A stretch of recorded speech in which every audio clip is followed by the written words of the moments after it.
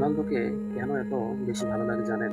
Ronaldo পৃথিবীর অন্যতম প্রথম সেলিব্রিটিদের একজন, যিনি প্রথম ফিলিস্তিনি এবং গাজার পক্ষে কথা বলেছেন। সেই গাজা যেখানে প্রায় 50,000 শিশু ও নারীকে হত্যা করা হয়েছিল, আমাদের মা বোনদের মারা হয়েছে, যেখানে বিশ্বের মুসলিম দেশগুলোর বেশিরভাগই অন্যায়কারীদের দালালি করেছিল, সেখানে তিনি একজন অমুসলিম হয়ে গাজার পক্ষে দাঁড়িয়েছিল।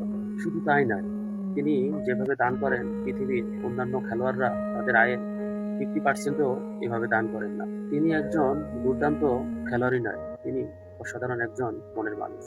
তার কাজগুলো দেখলে তাকে অন্য কোনো ধর্মের মানুষ মনে হয় না, মনে হয় তিনি একজন মুসলিম।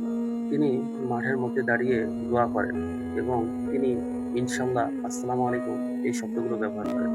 মুসলিম দেশগুলোর প্রতি তার যে দরদ, তাকে মনে হয় না তিনি যে অন্য কোনো ধর্মের, মনে হয় তিনি আমাদেরই একজন মানুষ। কিসের আর্জেন্টিনা, কিসের ব্রাজিল, মেসি বা নেইমার তারা তো ফিলিস্তিনের পক্ষে একটি শব্দও উচ্চারণ করেননি, অথচ এই সব সেলিব্রিটিদের আপনারা ফলো করেন। রোনালদো সম্পর্কে আপনারা যত বেশি জানবেন, তাকে ফলো করা ছাড়া আপনাদের উপায় থাকবে না।